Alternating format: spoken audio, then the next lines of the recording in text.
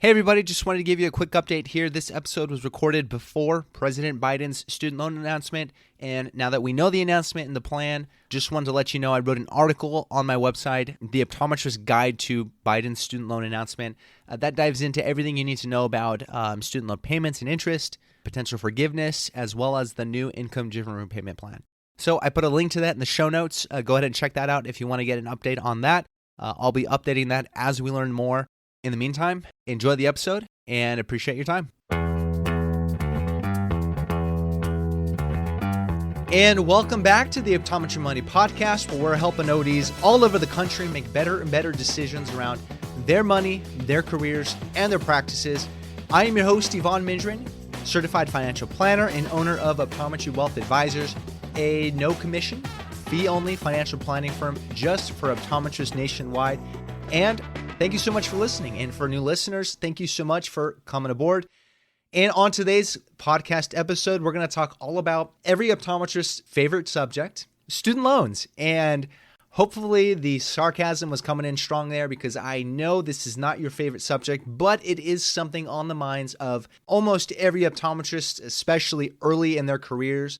And on today's episode, I'm going to give sort of an update on where student loans stand right now, especially federal student loans, with everything going on. And then I'm going to revisit the two primary approaches to paying down student debt that every optometrist should think about.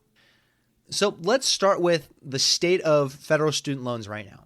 We're in kind of a weird time right now with federal student loans, in that ever since March of 2020, student loan payments and accruing interest have been paused.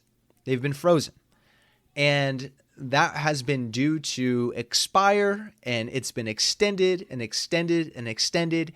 And here we are in August of 2022, and that payment freeze is expected to end at the end of this month, August 31st. However, we don't know if that's actually going to be the case. We're supposed to be receiving ample notification from the Department of Education, but we've heard nothing that this is confirmed to be happening. In fact, everything we've heard tells us that we should expect another extension of the freeze. And there are some reasons for that. So I've heard that student loan services were told to hold off on sending out billing notices to borrowers. There have been changes with student loan servicers that are needing to get up to date. Servicers are going to have to start processing the public service loan forgiveness, the PSLF waiver, and the IDR waivers. There's midterm elections, so there's a lot of political reasons to hold off on starting student loans. Some people cite what's going on in the economy. So there's a lot going on to have student loan payments all of a sudden restart from servicer issues to political issues. And we're also still waiting to see if President Biden is going to be announcing some form of forgiveness. At the end of the month was his deadline, and here we are less than 3 weeks away, and every borrower is sort of wondering what's going on. So we don't know if there's going to be forgiveness announced. We don't know if there's going to be a new IDR payment, a new income-driven repayment plan announced. We just don't know what's really going to happen, and we're pretty much getting close to the end here. So federal student loans are in sort of a limbo period right now, where borrowers are planning for payments to start next month in September, but we're sort of expecting them not to. It's a weird time right now. So how do we make decisions with this kind of uncertainty? And the questions that I see coming up a lot is really about whether to refinance or whether to stay in the federal student loan system. The uncertainty really affects borrowers who are planning to pay down your student loans to zero.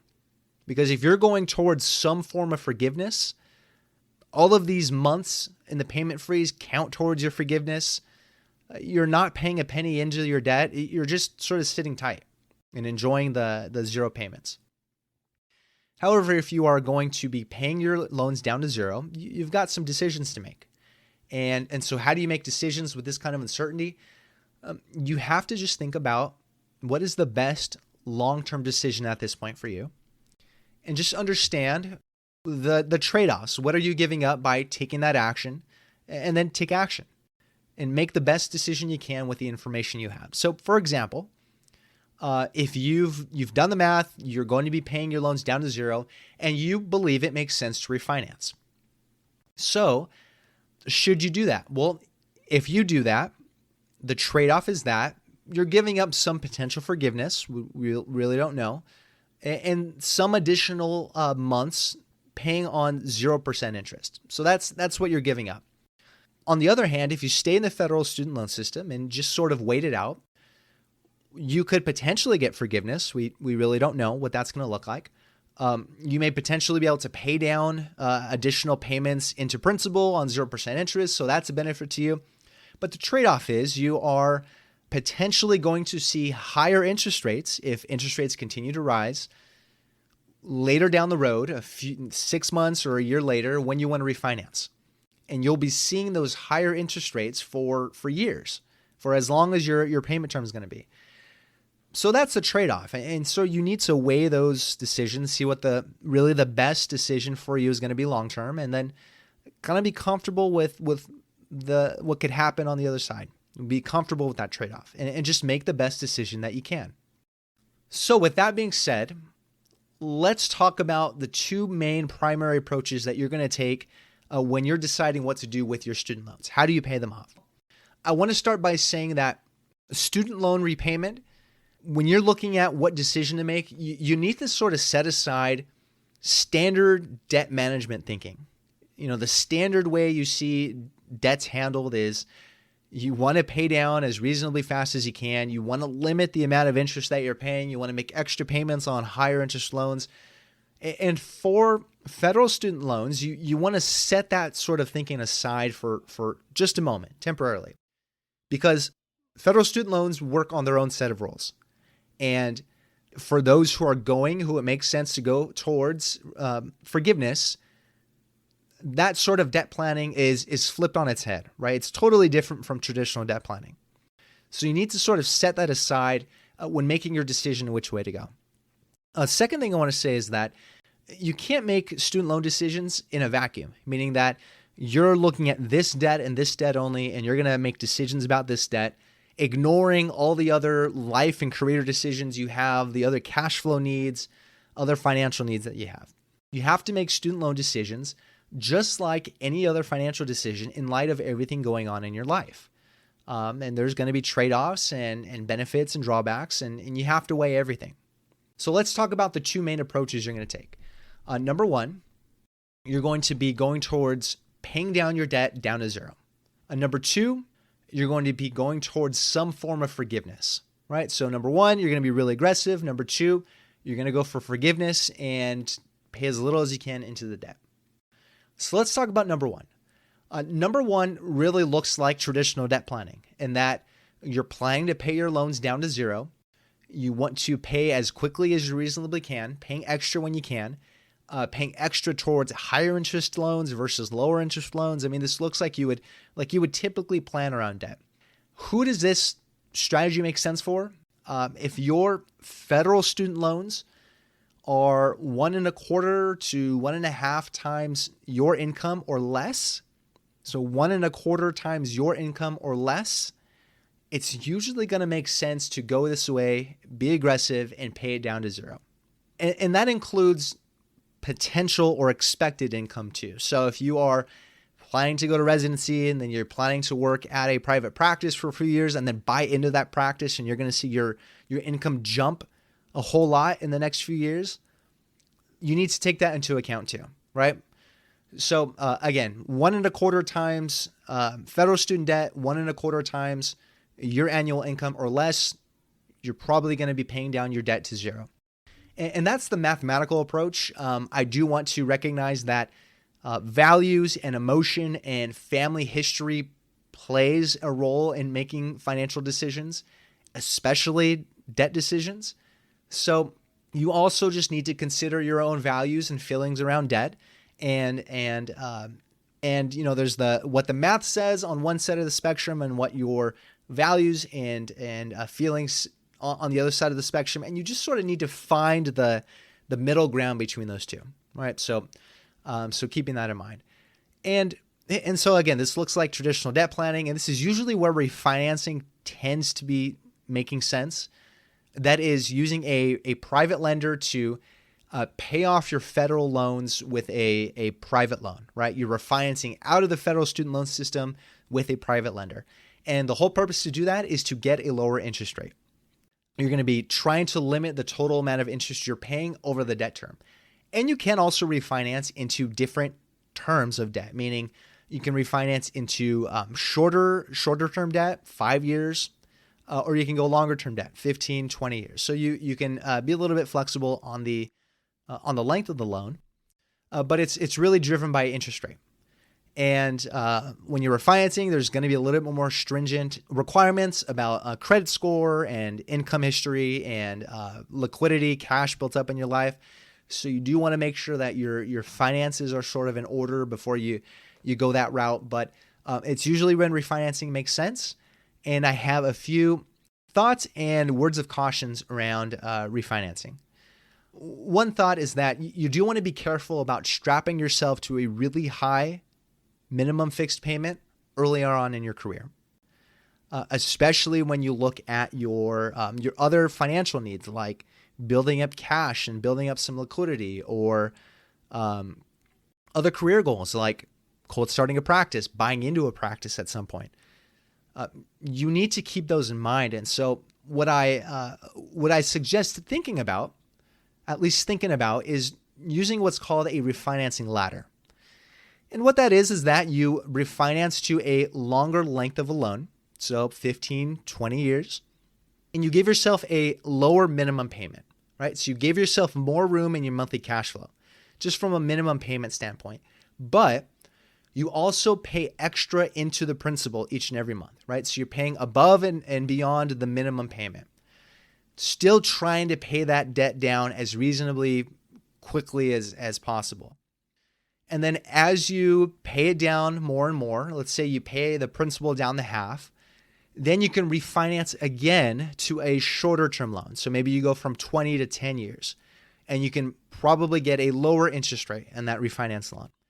And then you continue to pay extra into it, and you pay it down. Let's say you cut it in half again, and you can refinance again from a 10-year to a 5-year. So you're just refinancing again and again into shorter period loans, getting lower interest rates, hopefully. And then you may also get some refinancing bonus dollars from places like Student Loan Planner or ODs on Finance. So you're able to get those benefits, but you're also able to give yourself some cash flow flexibility. And in the event you do need a little bit of extra cash, you're able to drop your payments down to that minimum payment. So you've got a little bit more room there. And then if you do need to go for underwriting for other lending, like for house payment or for some sort of practice lending, your underwriting is going to look better because you have a lower minimum payment and you have a better debt to income ratio. So consider something like that. Just be cautious about attaching yourself to a really high fixed cost, especially earlier in your career when you're just starting to build a financial foundation, just starting to build some liquidity. Be careful about that. Be careful about taking the temptation to go towards the very minimum interest rate and only look at that, right? Consider the other things you need to put cash towards. So that's thought number one. Another word of caution is when you refinance your debt, it's a one-way street, meaning that you are moving those loans out of the federal student loan system and with a private lender.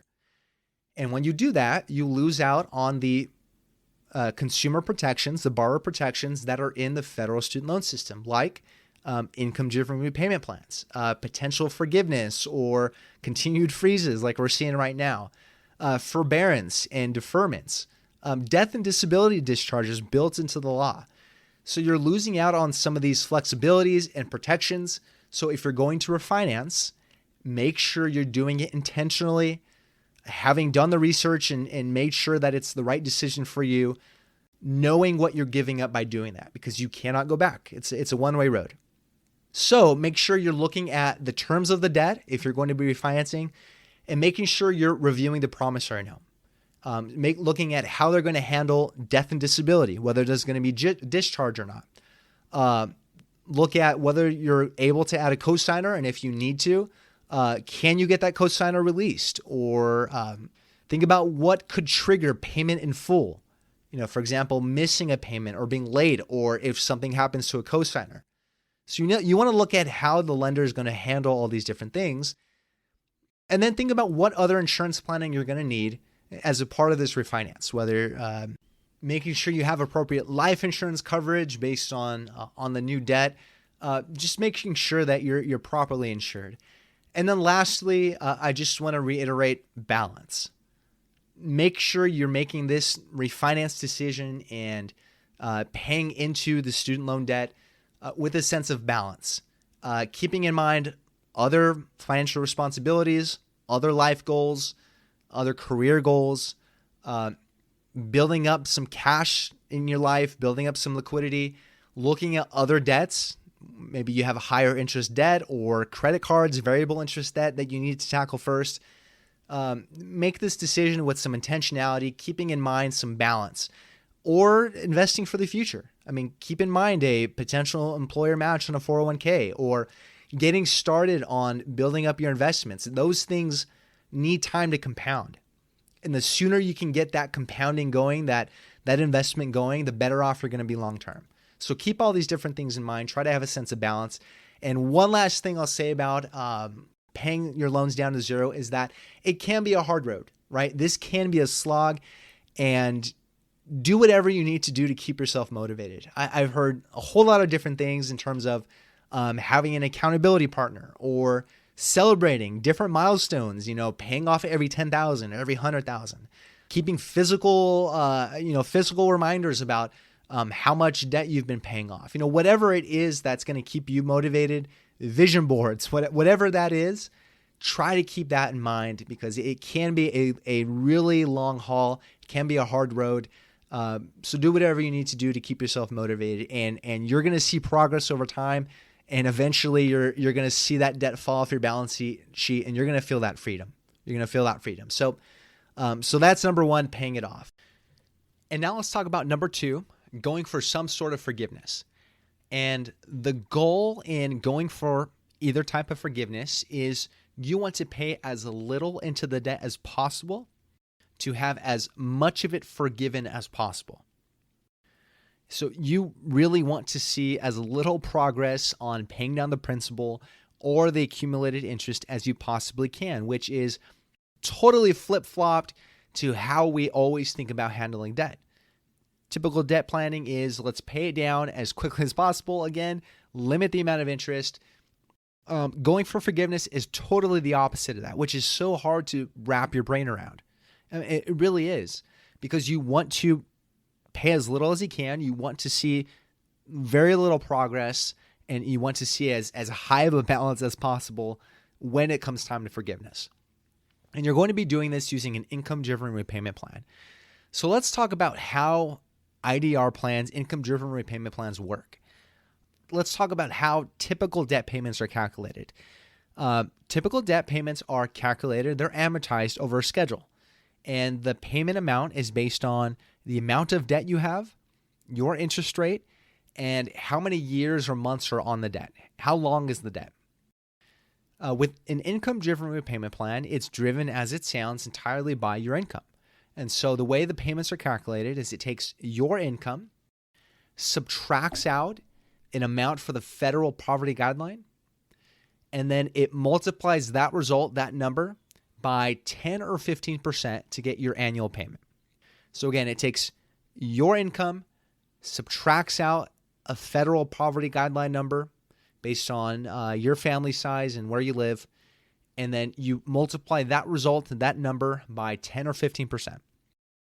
And for example, if you're earning $100,000 a year, let's just say the federal poverty guideline for your family size is $25,000. So you subtract out 25 from 100, that leaves you with 75,000. And then you multiply 75,000 by 10%. That leaves you with an annual payment of 7,500. So that's how those payments are calculated. And there's technically 5 different IDR payment plans. There's ICR, old IBR, new IBR, pay-as-you-earn, and revised pay-as-you-earn. And if you started school after fall of 2007, you're really only looking at 2 plans, pay-as-you-earn and revised pay-as-you-earn.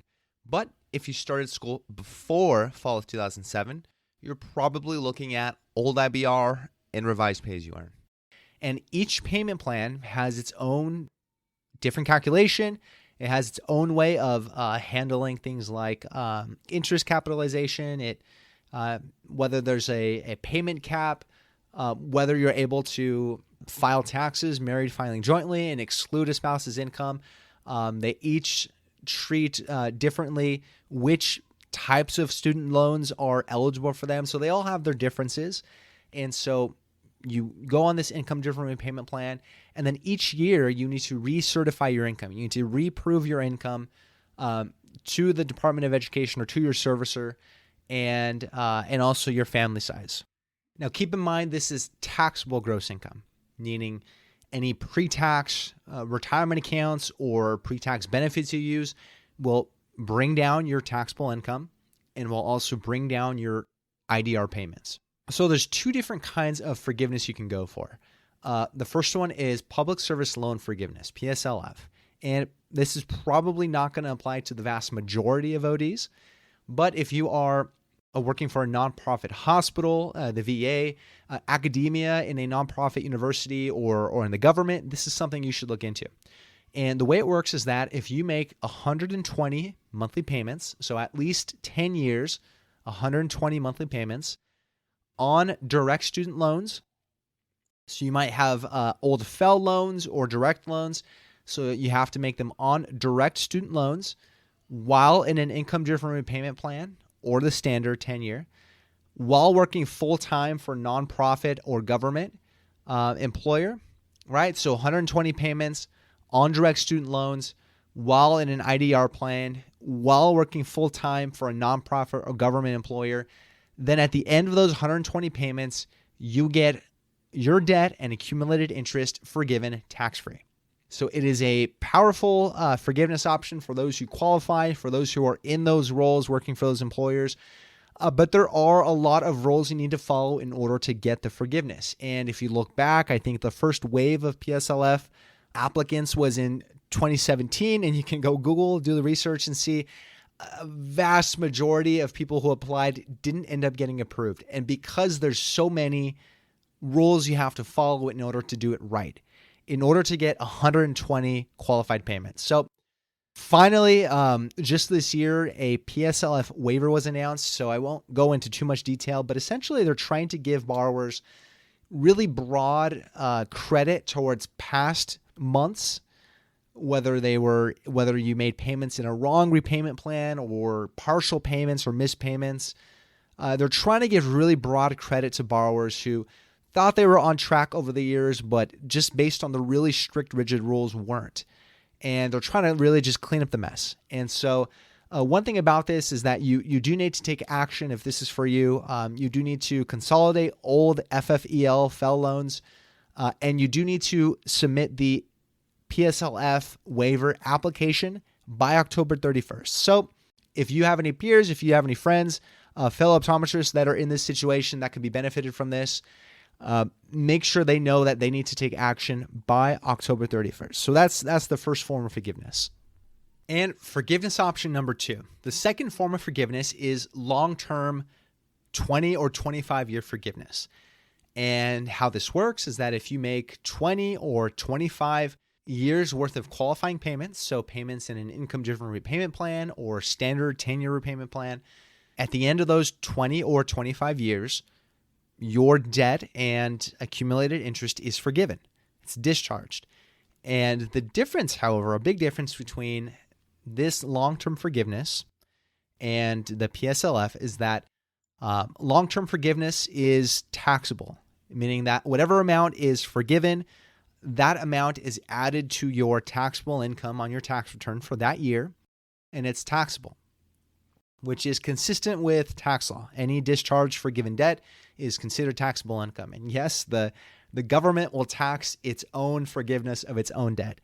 Kind of weird, I know. Who does this make sense for?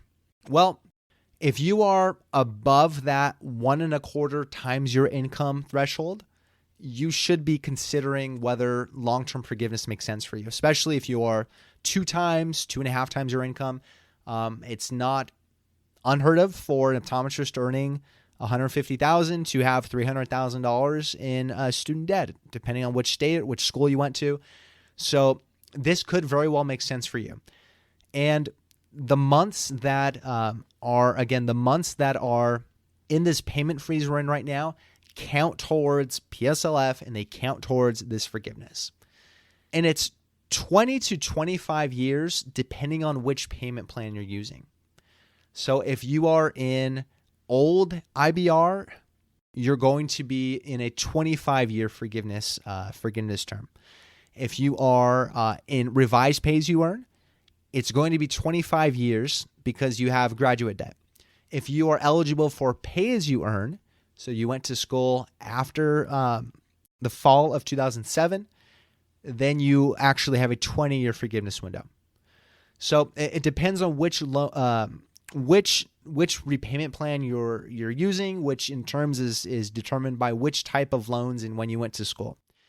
And I do want to say that this taxable forgiveness, recent legislation actually made it tax-free through 2025, but it's not going to help a substantial amount of people just because not that many will be eligible within this window. However, I have heard that may be used as a stepping stone to make it permanent after that and beyond that.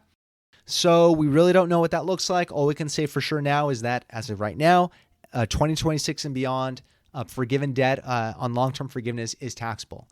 And there is a way, and I do want to emphasize, there is a way to do this correctly and intentionally, meaning that you're intentionally looking at what types of loans you have, intentionally picking the right repayment plan for your situation, intentionally trying to bring down your taxable gross income and bring down your payment amounts per month, and intentionally trying to pay back as little into these loans as possible so that, again, as much of it is forgiven as possible at the end of 20 or 25 years. And the same thing for PSLF.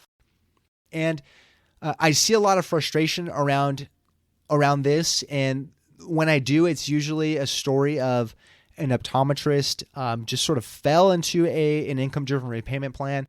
They heard there's some sort of forgiveness down the road, so they just took whatever the default is, which is likely going to be revised pay-as-you-earn, and just continued on life. And then a few years in, they see, oh my goodness, I haven't made any progress on my student loans. In fact, how could this happen? My loan balance has increased because of accumulated interest.